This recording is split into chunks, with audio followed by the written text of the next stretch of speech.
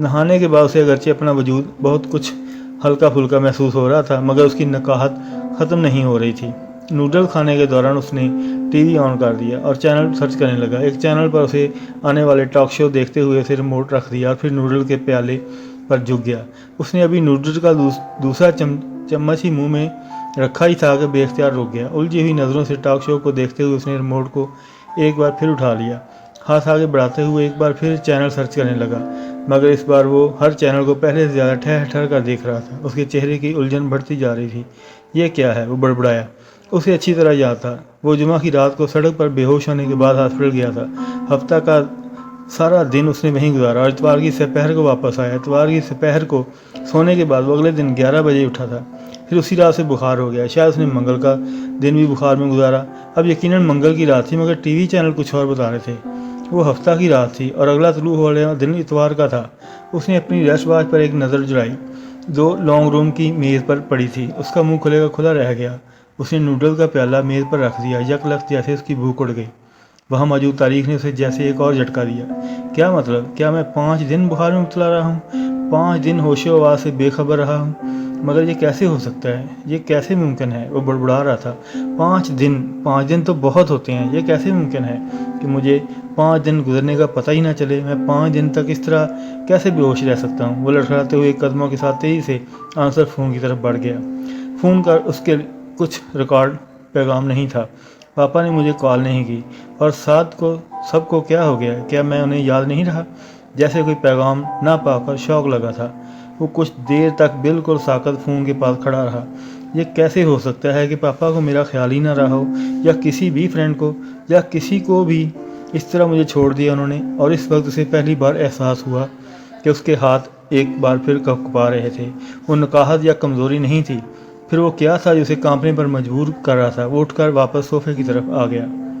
Noodles के प्याले को हाथ में लेकर वो एक बार फिर उन्हें खाने लगा, और इस बार नूडल में चंद मिनट का पहले वाला जायका भी ख़त्म हो चुका था।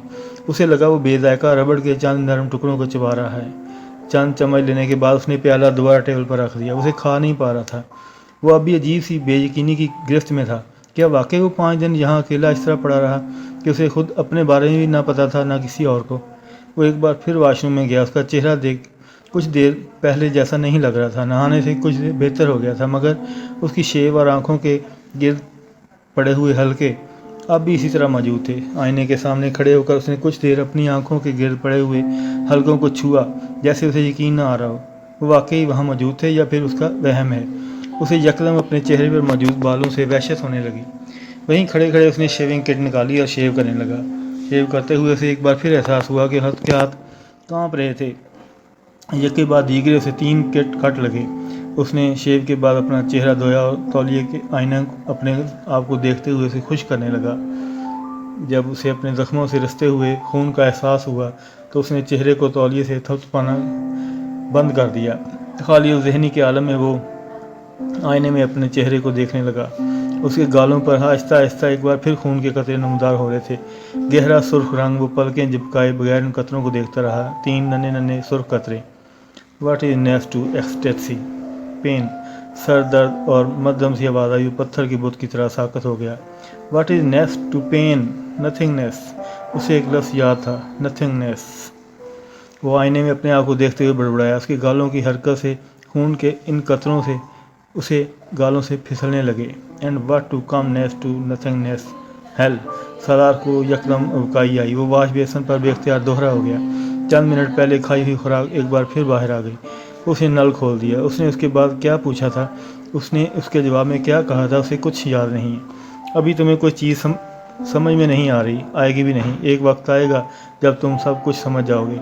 हर शख्स पर एक वक्त आता है जब वो सब कुछ समझने लगता है, जब कोई मुइम्मा नहीं रहता। मैं उस दौर से गुजर रही हूँ। तुम पर वो दौर आइंदा कभी ना आएगा। उसके बाद तुम देखना। क्या तुम्हें हंसी आती है? सालार को एक और उबकाई आई। वो अपनी आंखों से बहता हुआ पानी महसूस कर रहा था। ज़िंदगी में हम कभी न कभी इस मुकाम पर आ जाते हैं यहाँ सारे रिश्ते ख़त्म हो जाते हैं। वहाँ सिर्फ हम होते हैं और अल्लाह होता है। कोई माँ बाप, बहन भाई, कोई दोस्त नहीं होता। پھر ہمیں پتہ چلتا ہے کہ ہمارے پیروں کے نیچے زمین ہے، نہ ہمارے سر کے اوپر کوئی آسمان، بس صرف ایک اللہ ہے اور ہمیں اس خلا میں تھامے ہوئے ہے۔ پھر پتہ چلتا ہے ہم زمین پر پڑی مٹی کے ڈھیر میں ایک ذرے یا درخت پر لگے ہوئے ایک پتے سے زیادہ وقت نہیں رکھتے۔